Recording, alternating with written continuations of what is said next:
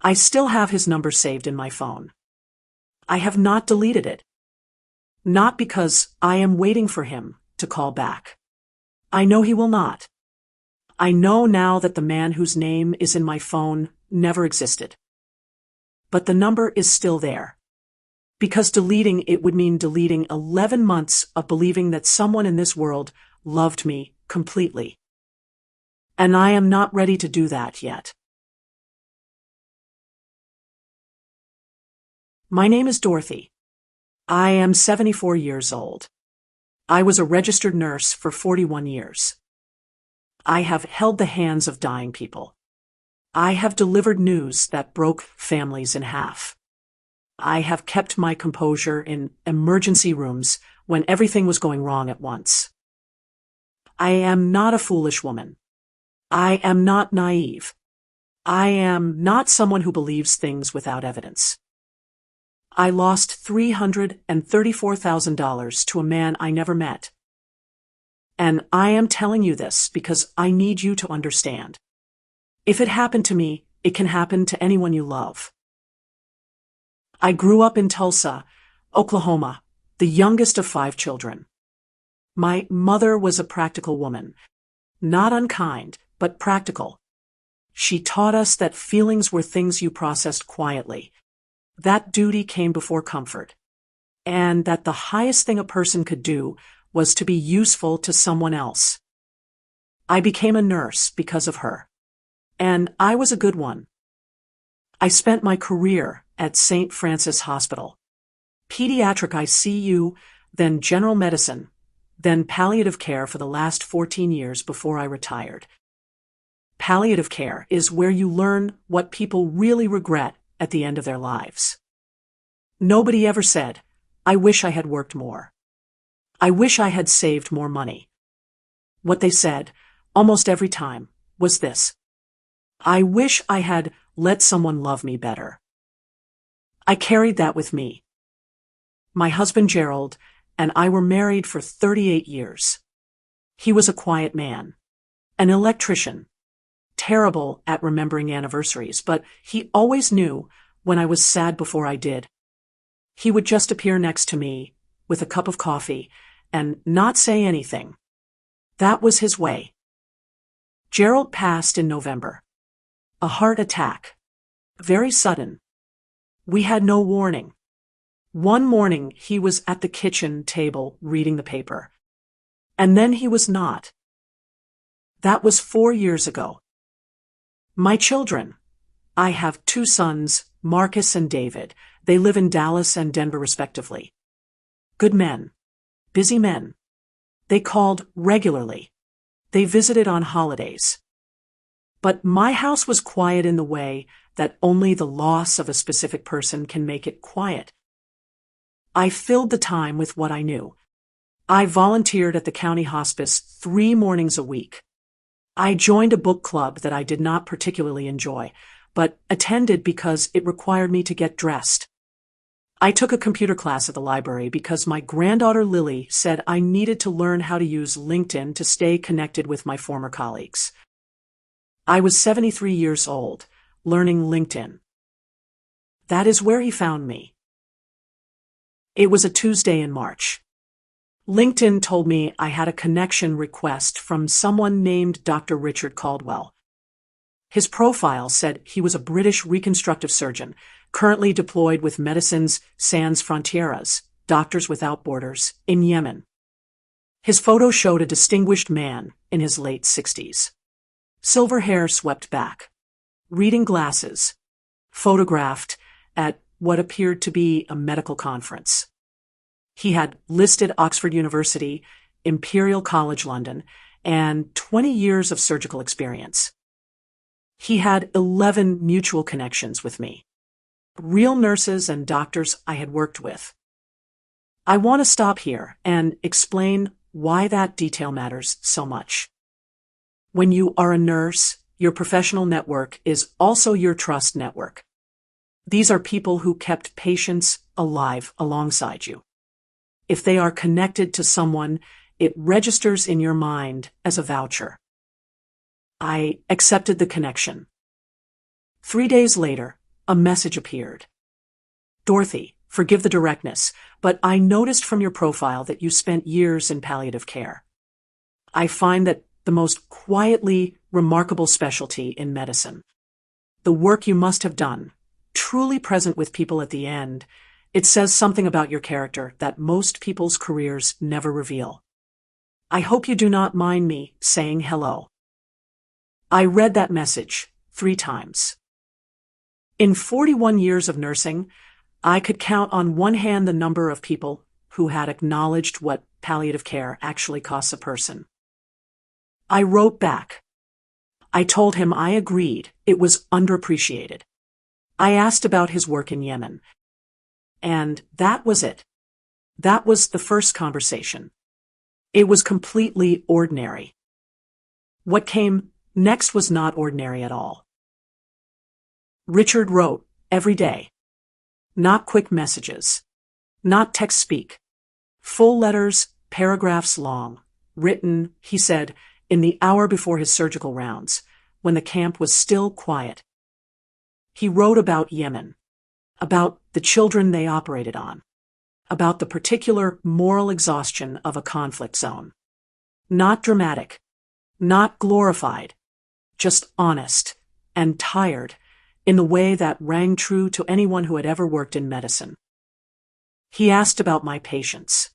He asked what death looked like when it was peaceful. He said he had seen too much of the other kind. I told him things I had never said to my sons. About the patients I still thought about. About the ones I felt I had failed. About the strange grief of watching someone be ready to go when the people around them were not ready to let them. He listened.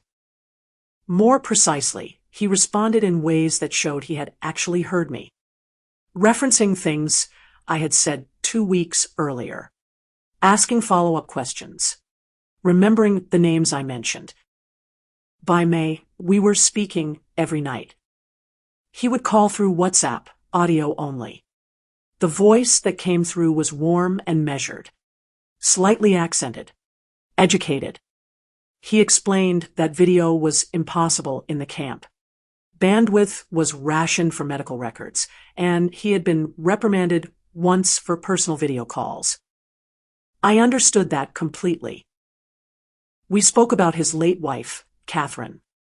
She had died 6 years earlier of ovarian cancer. He said he had stood at her bedside for 3 days.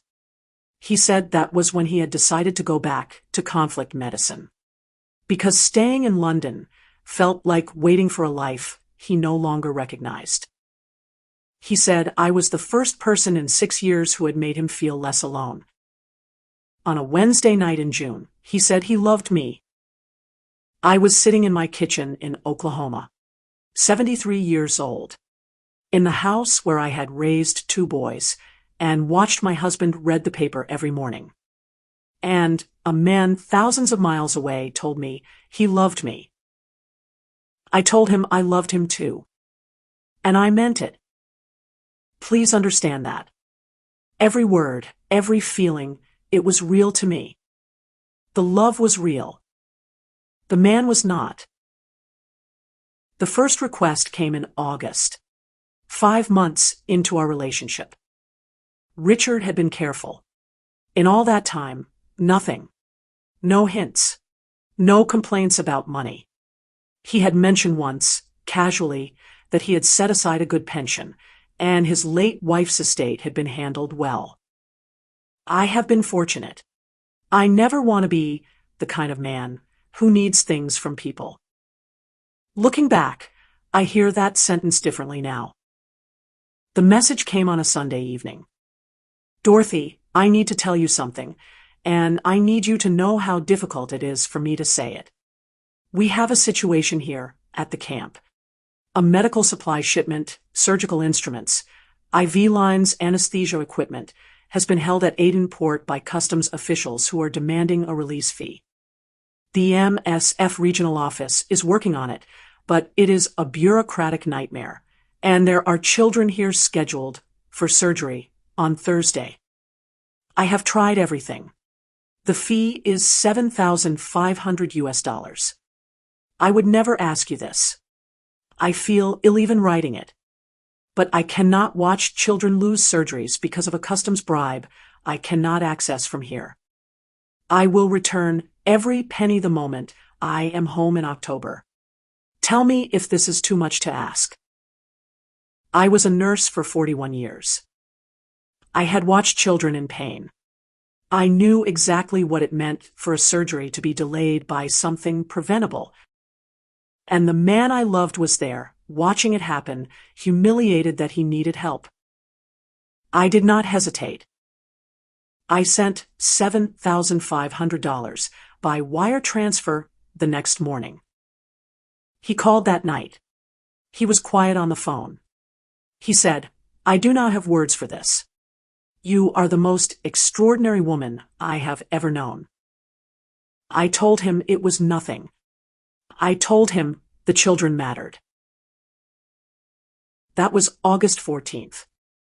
What I did not know, what I could not see from inside that moment, was that I had just passed a test.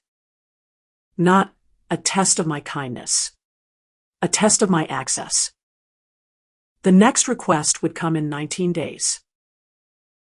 I want to tell you what the next 3 months looked like from the outside, so you can see what I could not see from the inside. September 2nd, $12,000. Richard had been in a vehicle accident near the camp perimeter. His personal laptop, containing all his financial documents and the passwords to his accounts, had been destroyed. He could not access his funds without it. He needed the money to cover camp operating costs until his bank could verify his identity remotely. September 28th, $19,500. A legal issue with Catherine's estate. A British solicitor had discovered a disputed claim from a distant relative. Without a retainer paid immediately, the case would go to default judgment, and Richard could lose the property they had bought together in Cornwall. It is not about the money. It is the last thing she and I built. I cannot let a stranger take it. October 18th, $31,000. His surgery date, the date he was supposed to come home, had been pushed to January. An emergency in the camp. He could not leave. But his apartment lease in London had expired, and his belongings needed to be moved to storage, and the lease broken properly. He needed $31,000 to cover the agency fees, the movers, the storage, and the early termination. November 4th, $47,000. I do not remember exactly what this one was for. I want to sit with that for a moment. The fact that by November, I had lost track of the reasons. I just sent the money. Because I trusted him. Because every time he was ashamed and apologetic and grateful. Because every time he called afterward and his voice was warm, and he said my name the way no one had said it since Gerald died. By November 30th, I had sent $334,000. The savings account Gerald and I had built, the money from our house in Maplewood, which we had sold in 2019 to move somewhere smaller, the inheritance from my mother, the retirement fund I had contributed to for 4 decades. All of it. On December 3rd, Richard sent a message.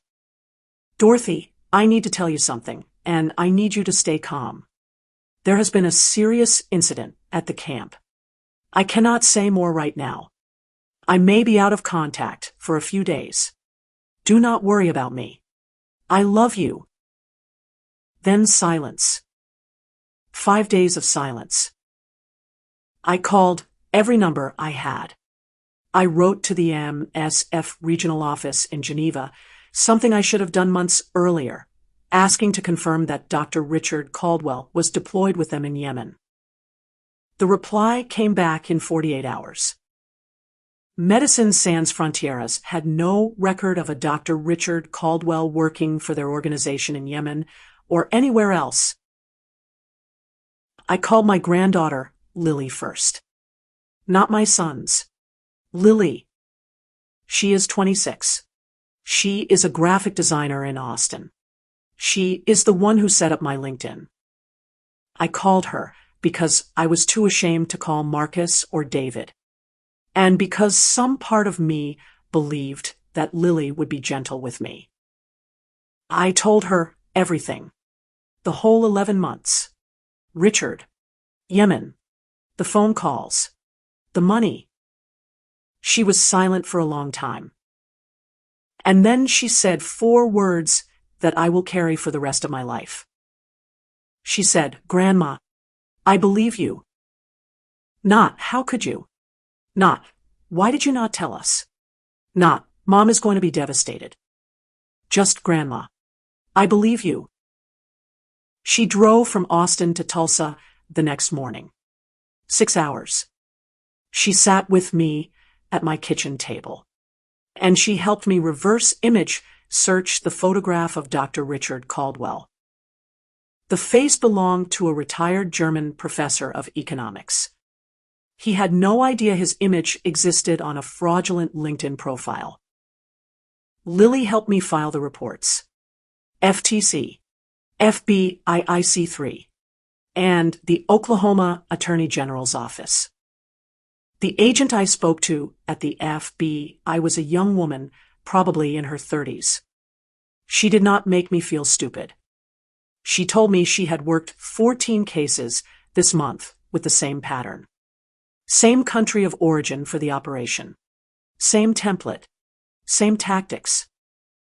She said, "Dr. Caldwell is a character that has stolen from at least 30 women in the United States that we know of. Probably more who have not reported it." 30 women. All of us believing we were the only one. All of us keeping it secret. All of us ashamed. The money is gone. Wire transfers. Money transfer apps. Gift cards. Untraceable by design. Marcus helped me restructure my finances. I moved in with David for 3 months while things settled. I am back in Tulsa now. The house is quiet again. But it is a different quiet than before. It is the quiet of someone who knows exactly what she is worth. And it has nothing to do with what is in her bank account. I spent 41 years as a nurse because I believed that information saves lives. That people who know what to look for survive things that kill people who do not. So here is what I know now. And I am asking you to share it with everyone in your life who might need it. 1. LinkedIn is not safer than Facebook. Scammers build professional profiles with legitimate-looking credentials, photos, and fabricated mutual connections. A connection request from a stranger with a high-status profession is not a sign of credibility. It is, in some cases, the first move in a script. 2. The voice on the phone is not the person. I spoke to Richard for 11 months. The voice was real. The name was real. The person was not. AI voice technology and paid voice actors are both used in romance scam operations. A voice alone, no matter how warm, no matter how familiar, is not proof of identity. 3. When a person you have never met in person needs money for any reason, stop completely. It does not matter how long you have spoken. It does not matter how real the love feels. It does not matter how urgent the emergency is. Money sent to someone you have never met in person is almost never recoverable. Call a trusted family member before you act. Call them before you send a single dollar. 4. The shame is part of the trap. The people running these operations understand that their victims will be too ashamed to tell their families. That shame is a wall that keeps us from getting the help we need. It kept me silent for 11 months. There is nothing to be ashamed of. These operations are run by sophisticated criminal networks. They study psychology. They study grief. They study loneliness. They are professionals. You are not foolish. You were targeted. 5. Tell someone today.